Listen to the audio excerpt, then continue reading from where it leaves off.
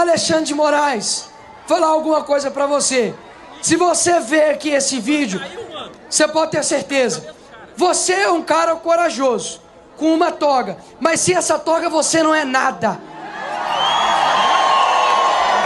Porque nós muito bem sabemos que o STF não é o dono do Brasil. Mas sabe quem é o dono do Brasil? O povo. O povo é dono desse país. E o Brasil está acima do STF, porque o Brasil está acima de todos. O texto já começa destacando umas falas bem fortes do deputado. Uma delas foi quando ele disse que o ministro Moraes sem toga ele não é nada.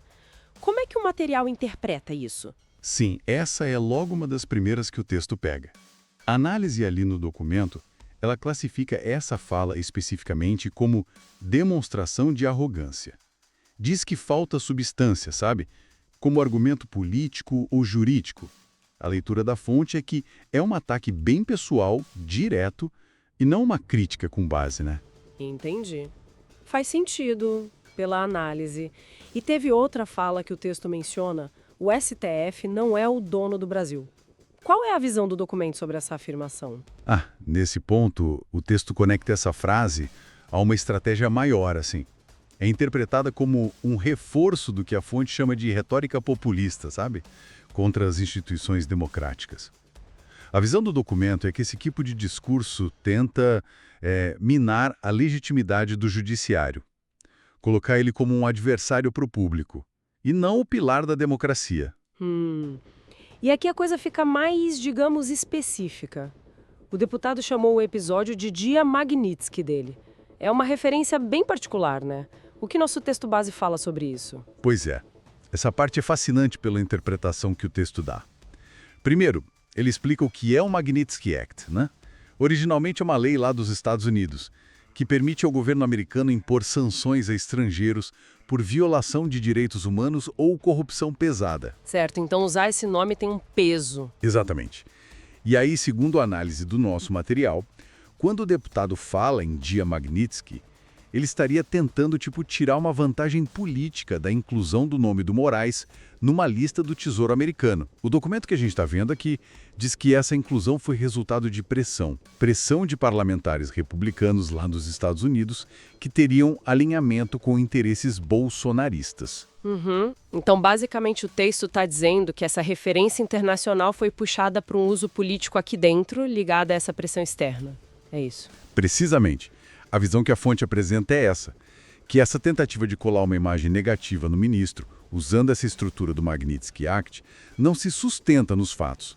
O texto descreve o Moraes como alguém que tem atuado firme na defesa da democracia, combatendo ataques institucionais. Entendo. Portanto, na leitura do documento, essa estratégia do Dia Magnitsky acaba revelando mais sobre o que a fonte vê como fragilidade nos argumentos da extrema-direita do que sobre a conduta do ministro em si. A análise sugere que é uma tática para desviar o foco e criar uma narrativa ruim para o Moraes, né? Então tá. Juntando as peças, olhando só para a análise que a gente tem aqui. O documento identifica ataques pessoais, que interpreta como arrogância, aponta uma retórica anti-institucional, que classifica como populista, e analisa o uso dessa referência internacional, o Dia Magnitsky, como uma manobra política, que, segundo o texto, se baseia em pressões de fora e reflete argumentos frágeis. Seria essa a linha geral da análise? Exato. Essa é a síntese da perspectiva que o material traz. O texto amarra esses pontos como parte de uma estratégia de confronto, de deslegitimação. Pelo menos é essa a interpretação deles sobre os eventos e os discursos. E o que chama atenção, logo de cara nesse relato, é o foco, né? Críticas bem diretas ao governo federal e, olha, com bastante força ao Supremo Tribunal Federal, o STF. Nossa ideia aqui é então tentar entender os pontos principais dessas manifestações. Vamos olhar para um exemplo que o material detalha bem e para a retórica usada, tá? Ok, vamos lá. O texto fala de um clima de tensão política bem claro nesses atos, né? Como é que essa tensão apareceu nesses protestos, segundo o material? O material que a gente analisou mostra bem isso. Essa tensão se traduziu em alvos muito definidos, sabe? O governo federal, sim, mas o STF, nossa, aparece como um foco central mesmo das críticas. O texto coloca isso dentro de um contexto de polarização política, né? Interessante essa dinâmica. E para ilustrar, o texto leva a gente para Belo Horizonte. O que aconteceu lá especificamente? Conta mais. Então, em BH, o relato dá um destaque para um ato liderado pelo deputado Nicolas Ferreira. Ele é do PL de Minas Gerais, né? O texto identifica ele como uma figura ligada à extrema-direita e, assim, descreve a participação dele como bem central no evento lá na capital mineira. E ele não só liderou, né? O material fala de ataques diretos a uma figura específica do STF. É isso. Exatamente isso. O relato aponta que os ataques verbais do Ferreira tiveram um alvo principalíssimo, o ministro Alexandre de Moraes, do STF. E isso não é tipo um ponto solto no texto, viu? Ele conecta essa animosidade a um contexto maior. E qual seria esse contexto pela leitura do material? Por que focar tanto no Moraes? Olha, o que é interessante é como a fonte tenta explicar esse direcionamento. O texto descreve o ministro Moraes como uma figura que ganhou muita projeção, né? Na defesa da democracia e no combate a ameaças institucionais. Essa atuação dele, segundo a narrativa que o texto apresenta, seria o motivo principal para ele virar um alvo frequente de setores bolsonaristas, que o veem como um adversário direto. Ah, entendi. O material sugere que os ataques a ele acabam personificando uma crítica mais ampla ao judiciário por parte desses grupos, sabe? Certo. Então, essa descrição do papel do ministro serve no texto para dar um sentido aos ataques que ele sofreu lá em BH. Conecta a ação individual do deputado a uma percepção maior sobre o STF. Precisamente. O texto usa o exemplo do Ferreira e do Moraes para ilustrar um padrão maior que ele observa, que é essa personalização dos conflitos políticos. Quer dizer, as instituições são atacadas através de figuras específicas que as representam ou que são vistas como símbolos, né?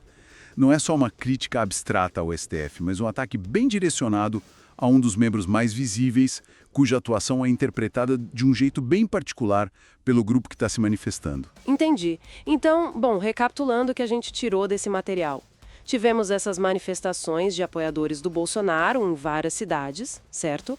O foco principal das críticas, pelo que o relato mostra, foi o governo federal e, de um jeito bem marcado, o Supremo Tribunal Federal. Isso, e a gente viu o exemplo concreto de Belo Horizonte, com a liderança lá do deputado Nicolas Ferreira. Lá, os ataques se concentraram bastante na figura do ministro Alexandre de Moraes.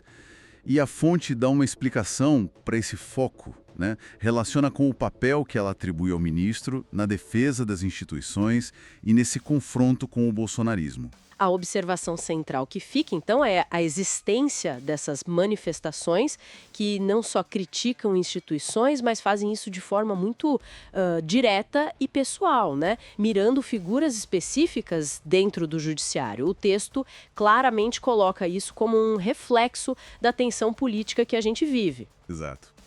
E isso leva a gente para uma reflexão interessante, pensando só no que o material apresentou, né? O texto dá muita ênfase nesse ataque direcionado a uma figura específica do STF. Fica a pergunta: que tipo de dinâmica política, ou talvez estratégia de mobilização, pode estar por trás desse foco em indivíduos em vez de só nas instituições como um todo?